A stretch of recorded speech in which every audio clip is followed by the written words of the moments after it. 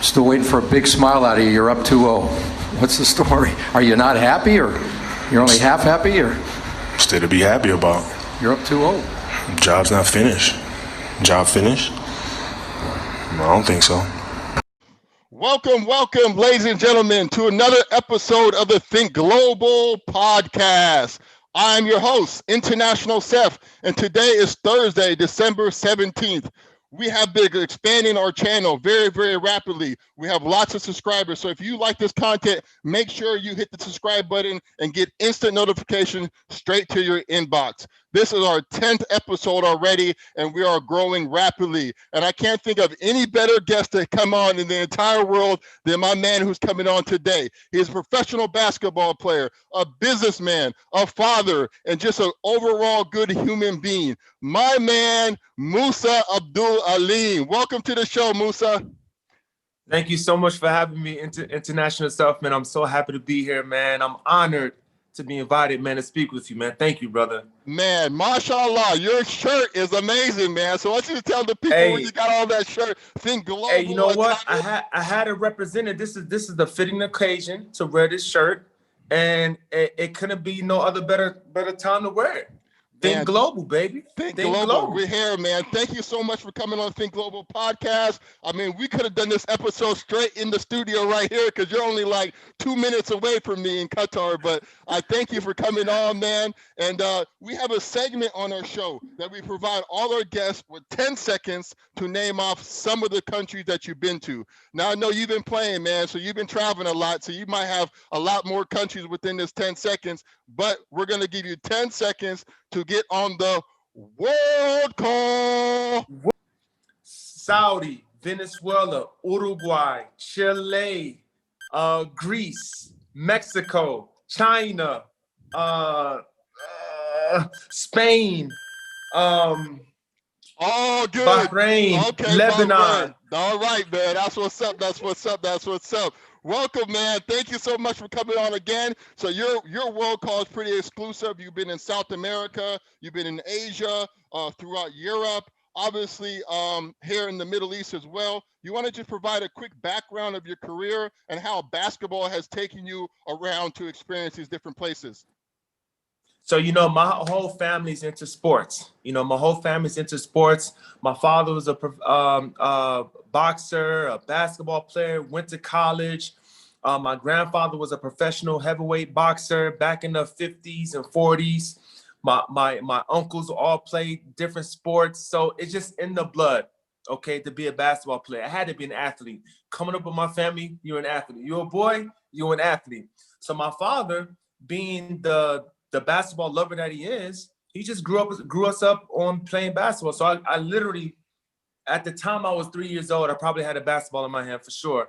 I remember actually very vividly, like it was yesterday. I was less than 4 years old, and there was a beam in the house. There's like a beam in the house, and my dad nailed a full-size rim on this beam. And we used to pick the ball up and just like, you know, dunk it, you know? My man was getting reps and shots up at a young age, man. No wonder why mashallah, that left jumper looking so sweet, man. You've been in there since you've been in diapers, man. Yusuf, I was dunking since 3, man. All right? I've been dunking since 3.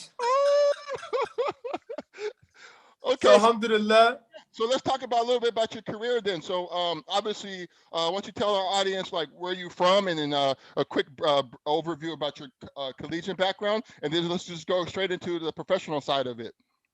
So I'm from Atlanta, Georgia. You know, some of the best hoopers in the world from Atlanta. Hey, shout out to the ATL, man. Shout out to the ATL. Shout out to the ATL, man. It might be the second mecca of basketball in the United States of America, behind New York City. So, you know, there's a lot of competition just walking in the streets and the parks, man. You got to have game. You got to have game. So from Atlanta, Georgia, I've been homeschooled most of my grade school years, except for my senior year in high school.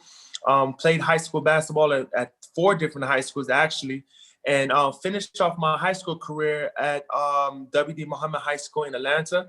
After that, took a little break from school, went overseas and studied a little bit of Arabic and religion and Quran and stuff like that. Came back to the States, started my collegiate career at Georgia Perimeter College in Atlanta, Georgia.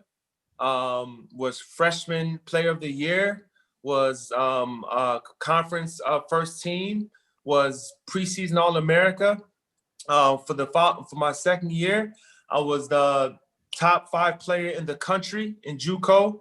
I was the #1 shooting guard in the country as a JUCO player, and got hurt my second year, so I couldn't play my sophomore year, but I redshirted and I ended up signing with South Florida. And so from University of South Florida, I went to Troy University in Alabama for my 5th year. And from there, man, just had my rookie season at Venezuela, played with Trotamundos, which I was very excited for. It's a very good league. I wish the league can get it popping again, man, but they're having a lot of trouble in Venezuela. But yeah, so I started off at Venezuela as a professional athlete. And from there, just did my thing in each league, went to Uruguay, went to Chile, went to Greece, and circled my way back around to the Middle East. And here we are in Qatar. Man, that sounds like you have a lot of success, man. It's probably an attribute to the amount of hard work that you put in and the support circles that you had around you, man. So really, a lot of respect on that. Let's just discuss your overall perspective on sports. Like, I know I've played sports for a long duration of my life too, and a lot of these like characteristics and skills have translated over to my personal life, such things as hard work, things like discipline, things like teamwork, you know. So what are your overall perspective on sports, and how has that benefited you? Sports, I think there are 2 things that come to mind when I think about sports in activities such as sports and athletics, is competition and unity. You know, it brings people together. It creates relationships, man. The world becomes a lot smaller when you become an athlete, and it's incredible the connections of people that you can meet through a sport, through an activity. So anywhere from basketball to soccer to football, it doesn't matter. Your network becomes increasingly greater when you're an athlete. It's incredible, man. And it brings out a competitive spirit inside of you. You cannot be a professional athlete if you're not competitive. You will not exceed well. You will be eaten up alive out here. We got wolves out here. You cannot be a sheep. So it just really created a competitive side of mine. In anything that I do, I just want to be the best. I want to compete with my counterparts, with my colleagues, and whatever I'm doing. So it really translates very well into the real life, because that's just how the real life is. It's very competitive, man. And overall, man, I just love sports. I love the best going against the best, and they're clashing to see who's the best at that moment. So it's an incredible experience. Unity, networking, and competitive nature is what I get out of sports. That's awesome. That's awesome. I mean, you touched on the competitive nature of it. What is your personal mentality like when you have games and you come into a new league, you're on a new team, trying to figure it out, trying to get these W's, trying to be successful and get your statistics that you need? What's your mentality going into like a new country, like say when you made the transition here to Qatar? What was your mentality? The first impression, man. The first game has always got to be that game that you're just locked in more than anything. Without that first impression, it's hard for people to trust you, trust your game, because you might be better than your first time around, but since you didn't put your best foot forward that first time around, people are just going to be shaking your head, and everything else after that, it was like it's a doubt. He's not consistent. So my thing is, I actually did an average of my debuts, and I think I'm averaging around 26, 27 points in my debuts in my career, because those are the times where I'm locked in more than any other game, because it's my first impression. This is the first time that this particular league is watching Musa. Who is Musa? So I sleep early, I have a good dinner, and I'm just locked in. And then that first game is buckets time, man. It's 30 pieces, it's 25 pieces, and there's some W's, you know. So my debuts around the world, except for Greece, has been spectacular, to say the least. And it just boils down to focus, man. You got to be focused, especially your first impression in the league. The league, you got to put the league on. My first game here in this league, I had 30. That was my very first game against Gorafa. I had 30, and we won. Mm. So the first impressions means a lot, means the most. Man, that's a fact too, man, because like there's an old saying, you never get a second chance to make a first impression. And something like Absolutely. basketball, people always think like, oh, I just got to play against the team that I'm playing against. But as a professional athlete, you know that this is basically a constant audition, right? You're playing against a team, but somebody is up in that stands recording, and the rest of those teams in that league are going to be seeing this game. Other people from all around the world might be seeing this game. And they might be drawn to, who is that guy out there knocking down all those 3-pointers or having 30 points and getting their team a W? So that might potentially be able to lead to a contract in the future. Absolutely. Big facts. Absolutely. In fact, that's how some of my contracts were. When I was in Chile, I was leading the league in 3-pointers there as well. And I was one of the top 3 scorers in Chile. I had an Argentina coach hit me up on WhatsApp because he needed a 2-guard to go to Argentina. You know, Argentina is a top 5 league in the world. And this is at the time that I'm in Chile. And the coach told me that one of the Chile coaches that I played against said that Musa is the best in the league at the 2-guard position. And that's how I was able to I was able to talk to a coach from Argentina. I had no contacts in Argentina, but they will find you. If you're doing your thing, you doing what you're supposed to do, you're playing the game the right way, and you are elevating your own skill set. So whatever your skill set is, you highlight it. You make sure people know. If you're a shooter, I'm shooting 10 threes tonight. You know, if you are a rebounder, I'm getting 12 rebounds tonight. If you are a defender, I'm locking my man down tonight. So whatever you are good at, you need to emphasize that on the court and make sure this is highlighted. So that's pretty much what I do. It's pretty much what I do. Cool. So you're with El Rayon Club this season, but last season you played with Rock Wakra. But even a couple seasons before that, you played in Lebanon and I think Saudi Arabia. Do you want to just talk about your career in this particular part of the world, the Middle East? Yeah, it's amazing. I think this South America was good to me. I love the basketball in South America because the fans actually come out to the games. And South America, they love some basketball. You know, baseball and basketball is what they love there in South America. So we always had a great number of fans that come out and attend the games. So it just brought a whole nother level of intensity and focus. You know, when you're going, and it's a lot of away games. So when you go away and you have to beat the team, beat the fans, and beat the refs. So you had 3 different components that you have to overcome, and that just comes with being competitive. I love it.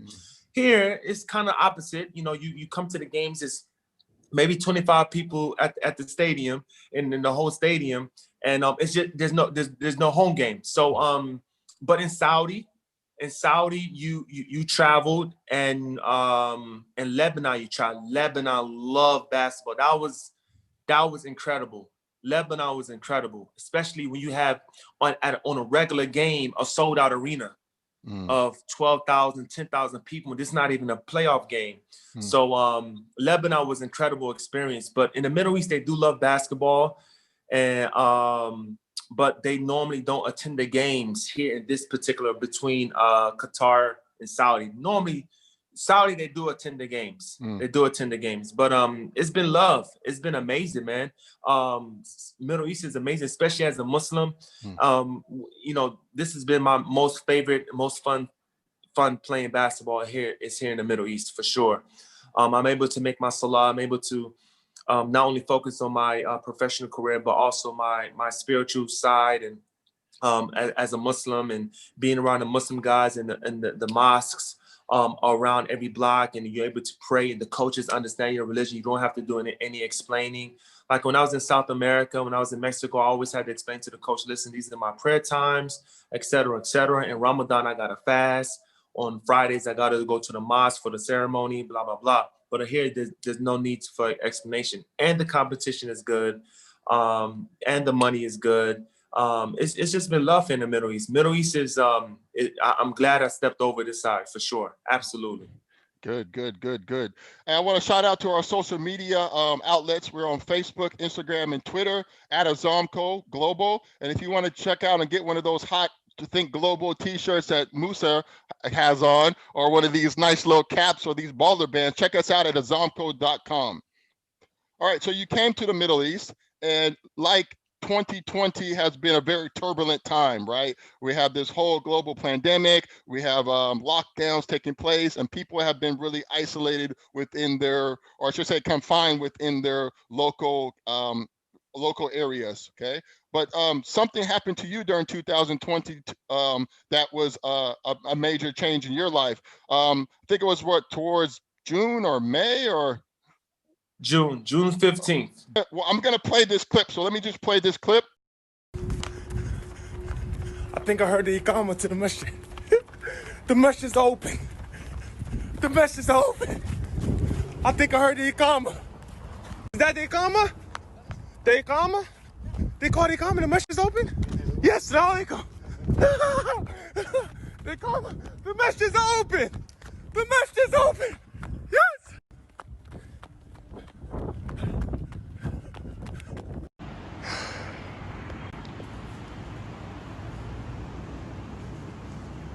So do you want to just explain to the audience what you just saw? I mean, obviously you were very, very emotional, and you just had this bright light of nur, what they say in Arabic, but light coming out your smile. What was going on, and why were you so emotional?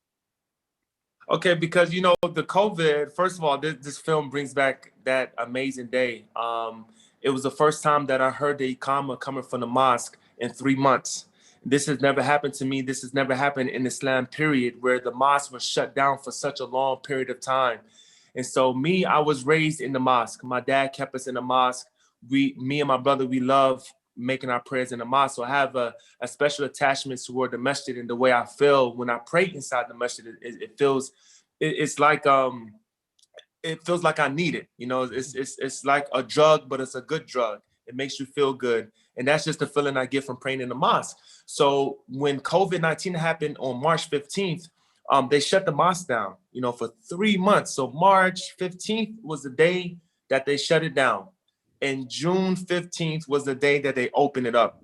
So the story is, it was time for the night prayer. I don't follow some of the Qatar social media outlets. So apparently there must have been an announcement that today they opened up the mosques, because I didn't hear the call to prayer for the morning prayer, the afternoon prayer, the late afternoon prayer. So when the sunset came, the night prayer came, I heard the adhan, and that was the first call to prayer. So I prepared myself.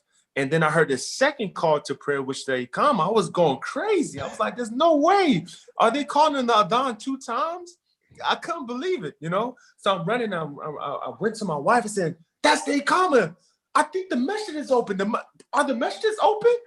And so she kicked me out the house. She said, go, go, go. So I took my phone.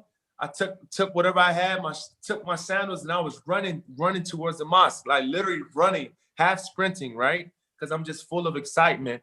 And there was a security guard who was there, who guards the entrance of the neighborhood. And I asked him, I had to make sure, as you can see in the video, I had to make sure. I said, listen, was that the Iqama? The masjid is open? He said, yes. I said, okay, sound like I gotta go. And I end up running to the masjid and filming myself this moment. So I didn't need to film myself, but I wanted to film the moment, because this is a very special moment to me, that for the very first time in 3 months, man, the mosque was shut down. And then for 3 months, the mosque was shut down, and then boom, all of a sudden the mosque are open, man. So just an overwhelming joy of excitement just burst out of me. And here we are, man. It really changed my life for the better too.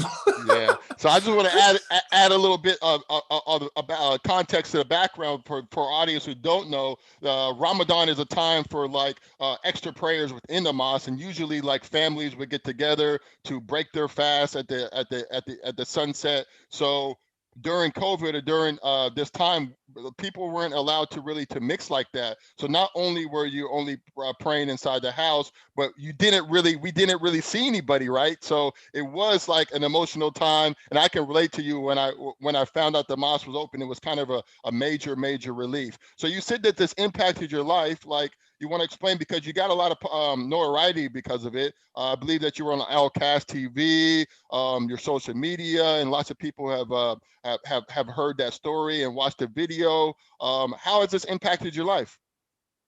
It's impacted my life far beyond. Like if this were to happen again, I still wouldn't imagine that it would have been the outcome of it of today. It's impacted my life greatly, mashallah, man. I got verified on Instagram in just 1 week after the incident. In 1 week, I got verified on I think on June 23rd. And so that was just a week after the Masjid is Open video. But I went from 2,000 followers to 27,000 followers on Instagram. I've had businesses reach out to me to be ambassadors for the companies, to be representative for the companies.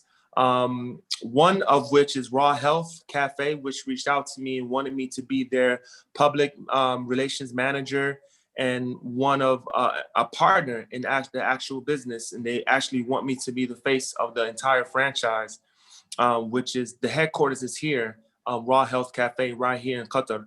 And so they are an amazing, we are an amazing coffee brand. We sell health food, coffee, anything you can think of that you would like, we can fix it up in the kitchen. So it's really a chill spot. So this is one of the things that happened to me. It's been incredible. The people that I met, the places that I visited, all because of this. It's a great impact in my life. Hey, shout out to Raw Health. I mean, I've been at the spot several times. We go get some good food, really healthy nutritional salads and smoothies, and they do got some pretty good coffee. So maybe I'll meet you there sometime soon again, my brother. Absolutely, for sure. So you mentioned about the good aspects of this change. You talked about how many benefits, how many people did you met. Has there been any like disappointments or challenges like with all this popularity of all of a sudden overnight?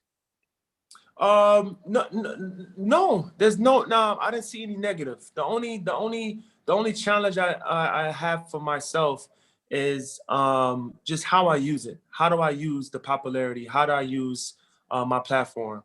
And I believe as a Muslim that I should use my platform to, keep the light of Islam shining, even though it doesn't need me to keep it shining because Islam is Islam.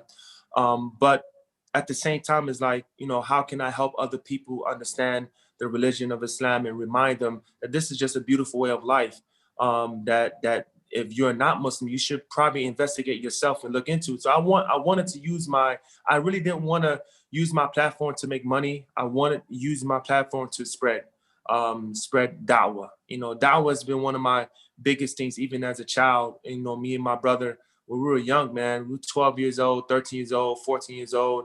We used to knock on doors of our neighbors and teach them about Islam. We used to talk to pastors about Islam because we really see how much it has impacted our lives as Muslims. So nothing negative, man. Nothing negative. And in fact, if you use your mind correctly, nothing in life is negative. If you really think about it, we have so much positive things to look at when we wake up in the morning. That right there should make us happy and smile that I'm breathing again. I can see, I can smell, I can taste my breakfast.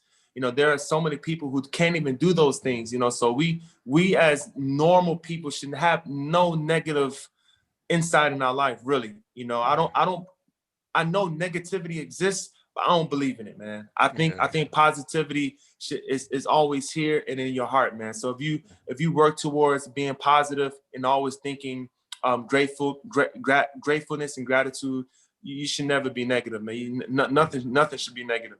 Man, those are really, really good words of wisdom, man, and a great outlook to have on life. You mentioned your brother, Brother Muhammad, down there, and he's in Florida right now in Tampa, right? And maybe a lot of people don't know that you actually have a special relationship because you guys are twins. So shout out to Hoop Finesse out there, man. Hoop Finesse. He got a lot of stuff going on social media.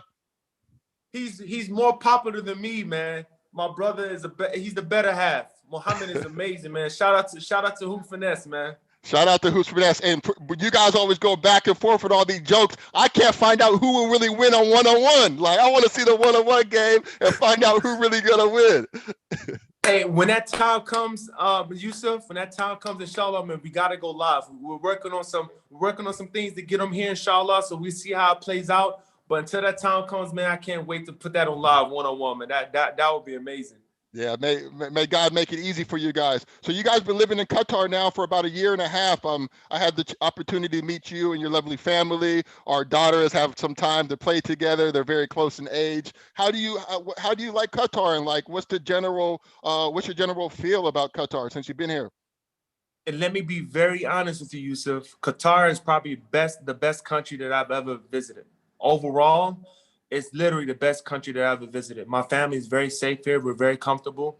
We are very satisfied with Qatar and what it has to offer. Job-wise, career-wise, safety-wise, money-wise. I mean, there are many opportunities here, and it leaves everyone in this country works. If you're here, you're working. And so no one is just sitting out on the street, and don't have anything to do. So it's really incredible, man. Out of all the countries that I visited overall, with the safety, with just the cleanliness, the organization, everyone speaks English here. So you never have a problem with a language barrier or language clashing or anything. The culture is not too heavily onto one thing. Is more of like a melting pot of different cultures around the world. So you can get a taste of Indian food, you can get a taste of different Arab food. So you're not swamped with one way, with one style.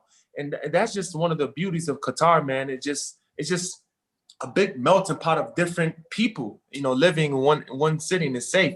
We love it here. We love it here. To keep it short, we love it here in Qatar. It's been good to us. I can vouch for that, man. Me and my family, we've been here for 8 years, and it's been really, really good. Like you mentioned, the safety. It's also a very good place to travel from, right? Because you have Asia there in 5 hours, you have Africa there in 5 hours, you have Europe there in 6 hours. So you can really navigate the globe and go check out some really, really cool destinations.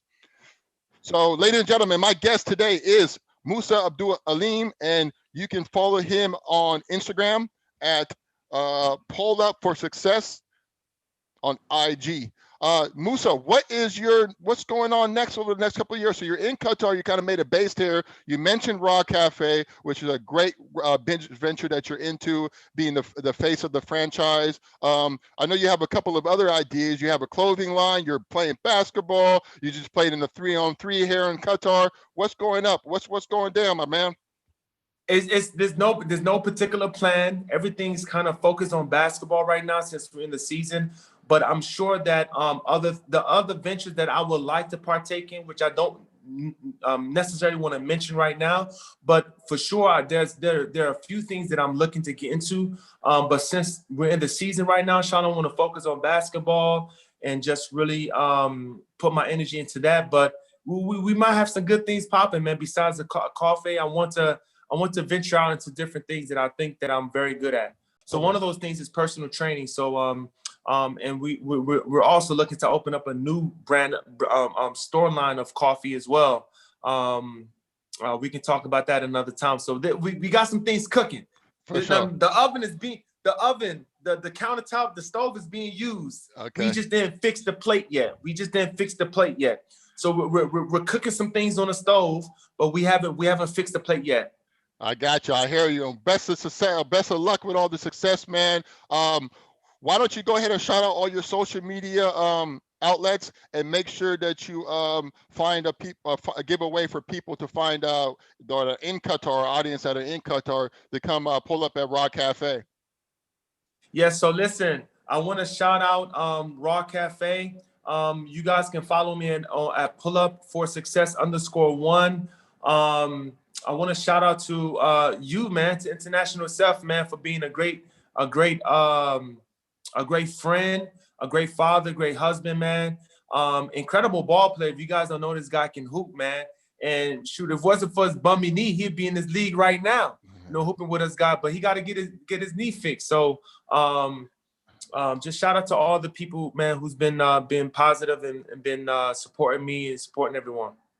Man, maybe I can find one of these knees on Amazon, man. I heard they got some Black Friday sales though. But alhamdulillah, I had a good run, man. I'm grateful for it, man. I'm humble, and I find a substance in watching players like yourself, man, who are still putting in the work, having a good focus, a good attitude towards the game. And, you know, I just try to make my little pitches to the younger cats as well to say, hey, you know what I'm saying? This is something you should take serious while you can, because it's not going to last forever. So get it while the getting's hot, and then, you know, take it from there. But that's my little advice to everybody who's coming up, man. Hey, man, I appreciate you coming on the show, my brother. I love you, man. And Love you too, bro. Let's do it again sometime soon.